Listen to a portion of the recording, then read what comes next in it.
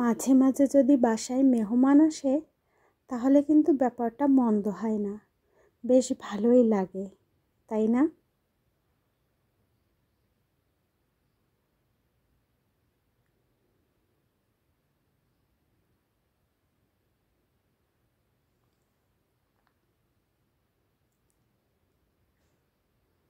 Hello everyone, নিঝুম সন্ধ্যায় আপনাদের সবাইকে স্বাগতম। কাছে এবং দূরের যে যেখান থেকে আমার এই ভিডিওটা দেখছেন, আশা করি সবাই সুস্থ আছেন, ভালো আছেন। আমরাও ভালো আছি।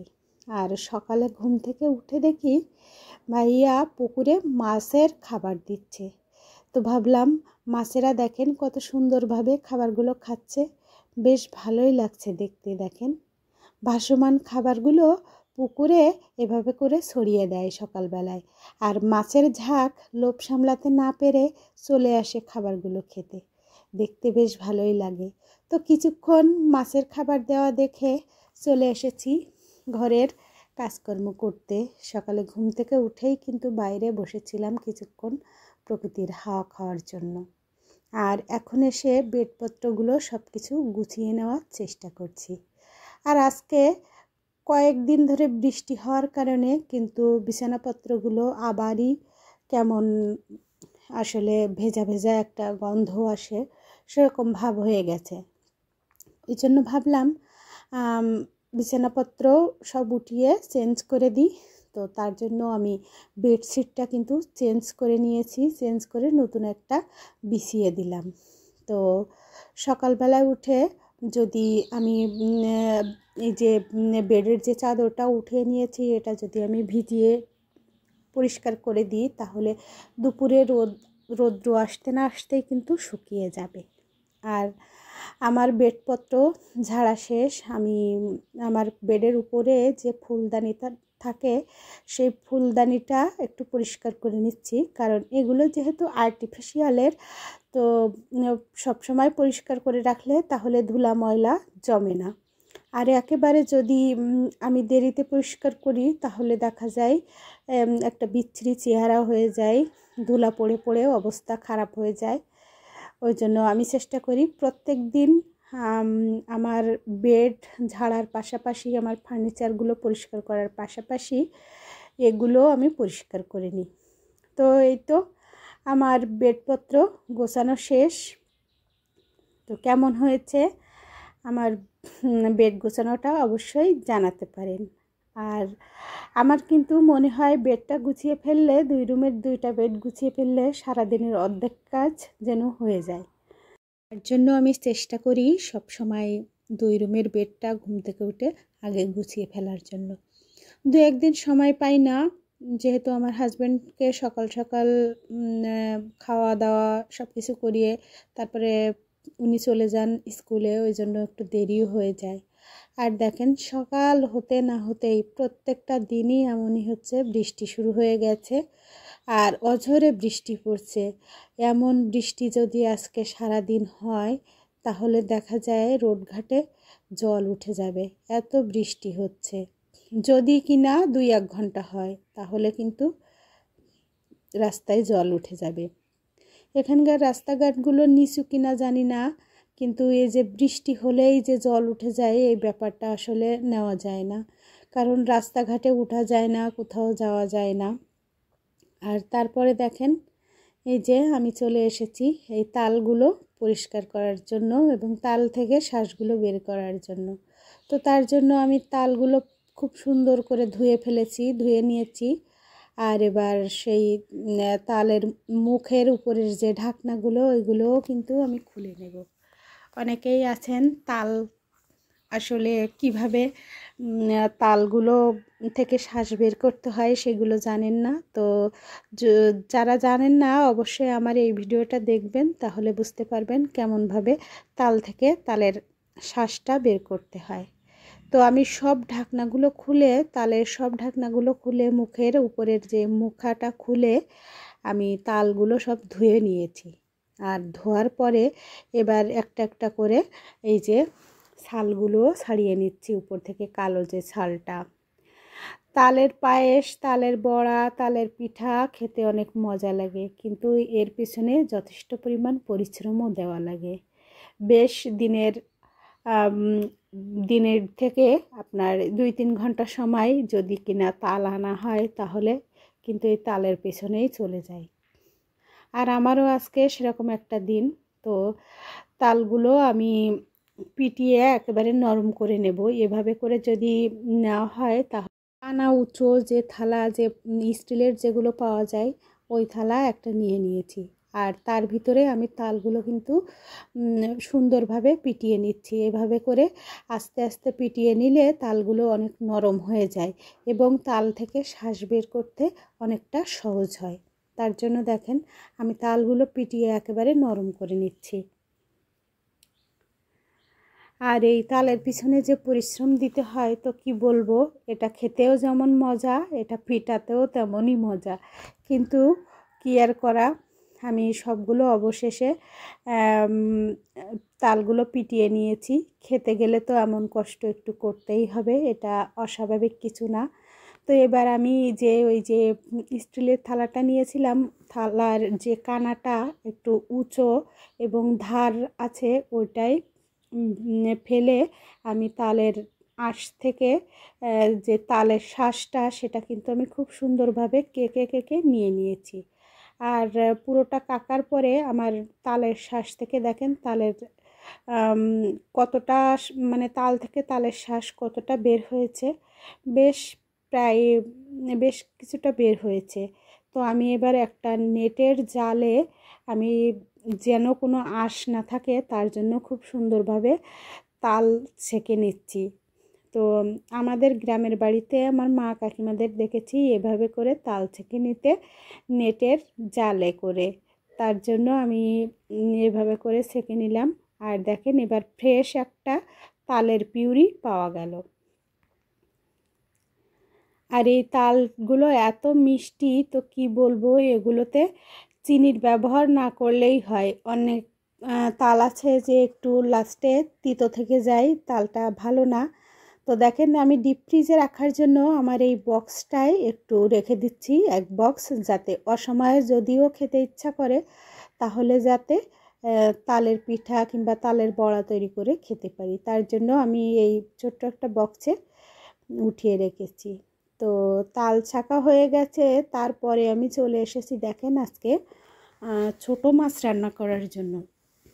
আর এই ছোট মাছগুলো এভাবে করে হাতে মাখা চচ্চড়ি করে খেতে কিন্তু বেশ মজাই লাগে। তো আমি ছোট মাছের ভিতরে লবণ, হলুদ, মরিচের গুঁড়া এবং জিরা গুঁড়া, তারপরে মরিচ, পেঁয়াজ, টমেটো, আবার কুচি কুচি করে আলুও দিয়েছি। সবগুলো কেটে একসাথে করে সুন্দরভাবে মাখিয়ে নিচ্ছি। আর এভাবে করে মাখিয়ে নিলে হাতে মাখা চচ্চড়ি যেটা বলে, এটাকেই হাতে মাখা চচ্চড়ি বলে। সব কিছুই একসাথে উপর থেকে মাখিয়ে নিয়ে শুধু কড়াইতে বসিয়ে দিলে, তারপরে জ্বালিয়ে কিছুক্ষণ রান্না করে নিলে রেডি হয়ে যায় হাতে মাখা চচ্চড়ি। এটা অবশ্য দেখেছি অনেক অনেক এলাকায় কলা পাতায় করে থাকেন। তো ওটাও অনেক ভালো লাগে, হয়তো বা আমার কখনো করা হয়নি, কিন্তু ভেবেছি একদিন ট্রাই করব কেমন লাগে। আর এবার দেখেন আমি একটু কড়াইতে জিরা ফোড়ন দিয়ে একটু আদা বাটা দিয়ে নিচ্ছি। আর তার সাথে কাঁচামরিচ আর শুকনো মরিচও দিয়ে নিচ্ছি, যাতে টেস্টটা একটু ভালো আসে। আর আমার ওই মশলাগুলো কষানো হয়ে গেলে আমি এবার কড়াইয়ের ভিতরে দিয়ে দিলাম সেই হাতে মাখিয়ে রেখেছিলাম মাছ, টমেটো, আলু সব মশলা দিয়ে, সেটা এভাবে করে মাখিয়ে আমি এবার ঢাকা দিয়ে দিলাম। তো এক পর্যায়ে ঢাকা উঠিয়ে দেখি আমার ঝোলটাও টেনে গেছে। এটা কিন্তু লো টু মিডিয়াম আছে রাখতে হবে, না হলে পুড়ে যাওয়ার সম্ভাবনা আছে। অবশ্যই এই মাছ থেকে অনেক সময় রান্না করার সময় জল বের হয়, কিন্তু সেটা লো টু মিডিয়াম আছে রাখলে কিন্তু জলটা একেবারে টেনে যায়। তো দেখেন আমার হাতে মাখা চচ্চড়ি রেডি। আর আজকের দুপুরের আয়োজন আমাদের ডাঁটা দিয়ে ডাউল, তার সাথে আলু ভাজা, আর এখানে হাতে মাখা চচ্চড়ি। তো এই ছিল আজকের আমাদের দুপুরের মেনু। আপনাদের কাছে কেমন লেগেছে অবশ্যই জানাতে পারেন। তো দুপুরে রান্না করতে করতে দেখেন আমার কিছু প্লেট বাটি সমস্ত সব কিছু জমা হয়ে গেছে। তো ভাবলাম স্নান করতে যাওয়ার আগে সবগুলো ধুয়ে পরিষ্কার করে রেখে যাই। তার জন্য দেখেন আমি সবগুলো পরিষ্কার করে ফেলছি। আর আমার রান্না করতে করতে যে বাসনগুলো মানে জমে যায় সেগুলো কিন্তু আমি রান্না করতে করতেই ধুয়ে ফেলি। কিছুটা ধুয়ে ফেলি আর কিছুটা লাস্টে থেকে যায়, যেগুলো দেখা যায় চুলার পরে থাকে কিংবা আমার কাজে লাগছে, সেগুলো আর ধুতে পারি না। তো এর আগেও আমি রান্না করতে করতে আমার যে পাতিলগুলো আমি ব্যবহার করেছি কিন্তু ধুয়ে আমি ঝাঁপিতে জল ঝরানোর জন্য দিয়ে দিয়েছি। আর বাকি ছিল এগুলো এখন দিয়ে দেব ধুয়ে পরিষ্কার করে।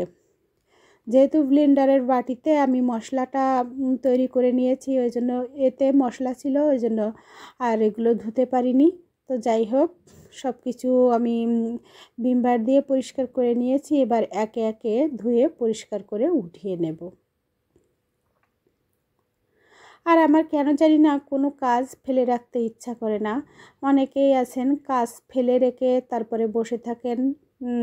আমার এই বিষয়টা একেবারে পছন্দ না। মানুষের সাথে কথা বলা যাই হোক না কেন, আমি আমার কাজগুলো কমপ্লিট করে তারপরে আমি চেষ্টা করি যে কার সাথে কথা বলার হলে কথা বলি কিংবা অন্য কাজ থাকলে করি। কিন্তু আমার ঘরের যতক্ষণ না পর্যন্ত কাজ শেষ হয় ততক্ষণ পর্যন্ত আমার ওই যে অন্য যে আদার্স কোনো কারোর সাথে কথা বলা কিংবা অন্য কাজে ব্যস্ত থাকা, এটা আমার একেবারেই পছন্দ না। আমি আগে নিজের কাজ করতে পছন্দ করি, তারপরে বাদবাকি সব।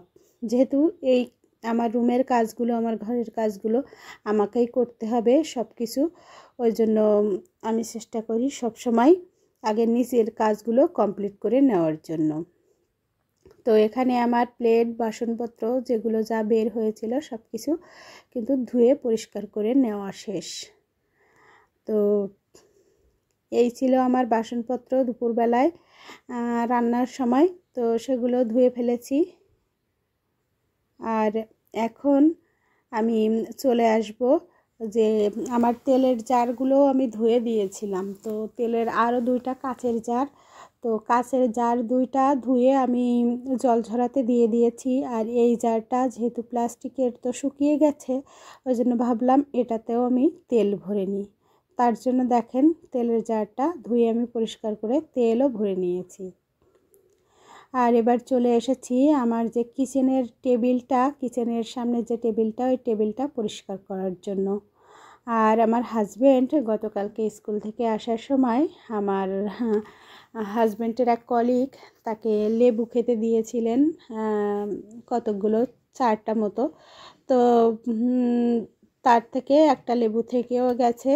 তো ভাবলাম আজকে লেবুটা কাটবো এবং ঠাকুরকেও একটু প্রসাদ দেব।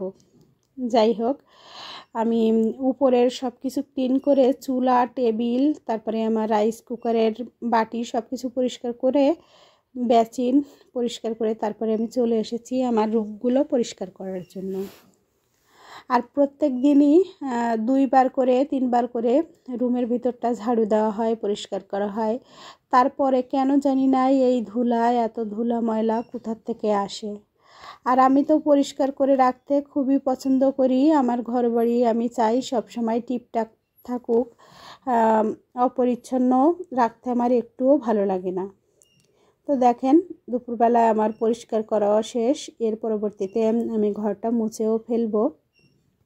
আমি ঘরগুলো একদিন বাদে একদিন মোছার চেষ্টা করি। তো ঘরটাও মুছেও ফেলেছি আমি। ঘরের ভিতরে যে পাপোশগুলো যেখানে যে অবস্থায় সবসময় থাকে, চেষ্টা করি সবসময় সেখানে পাতিয়ে দেওয়ার জন্য। তো আমার রুমের ভিতরে আমি পাপোশগুলো বিছিয়ে আমি স্নানও করে ফেলেছি। তো স্নান করে তারপরে দেখেন আমি ফুল উঠিয়ে নিয়ে এসেছি পূজা দেওয়ার জন্য।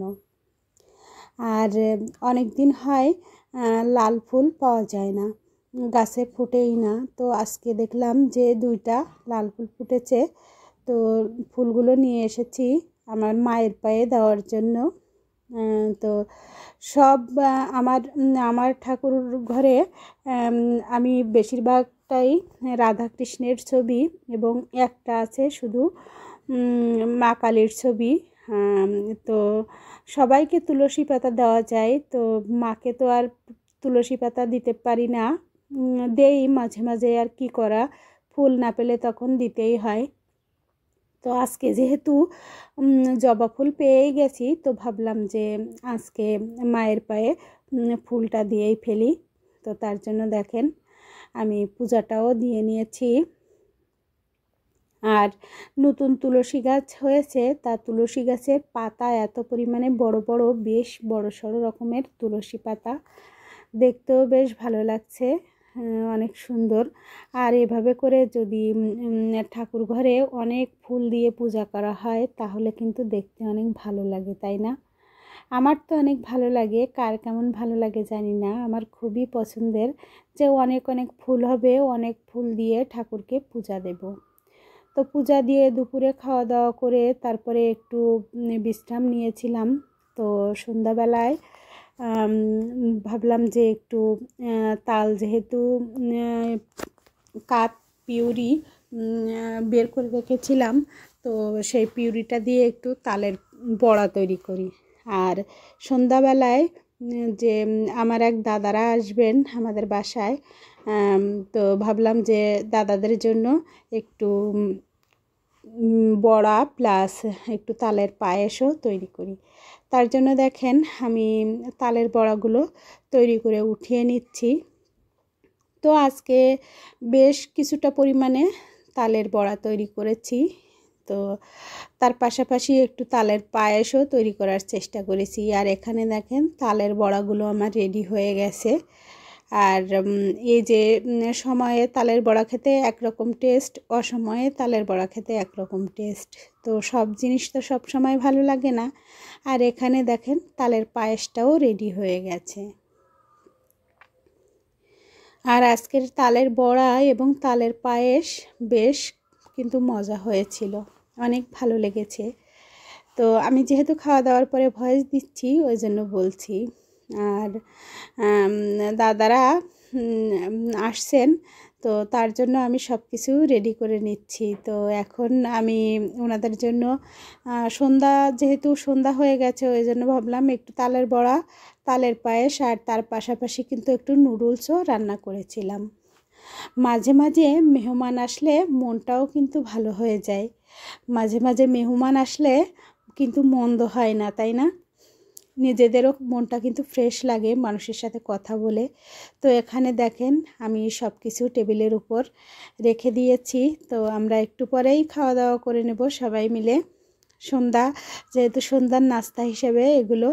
আর ছোট্ট একটা মামুনি এসেছিল, যে দাদাদের মেয়ে, তো অনেক কিউট সে, অনেক কিউট সে, আমার কাছেই ছিল, আমার বেশ ভালোই লেগেছে। তো আজকের ভিডিওটা আর কন্টিনিউ করছি না। আপনাদের যদি আমার ভিডিও কোথাও কোনো অংশে একটুকুও ভালো লেগে থাকে তাহলে লাইক, কমেন্ট, শেয়ার এবং সাবস্ক্রাইব করে আবার নতুন বন্ধু হয়ে আমার সাথে থেকে যেতে পারেন। তো আজকের ভিডিওটা এ পর্যন্ত, দেখা হবে কোনো পরবর্তী ভিডিওতে। সে পর্যন্ত সবাই সুস্থ থাকবেন, ভালো থাকবেন। ধন্যবাদ সবাইকে।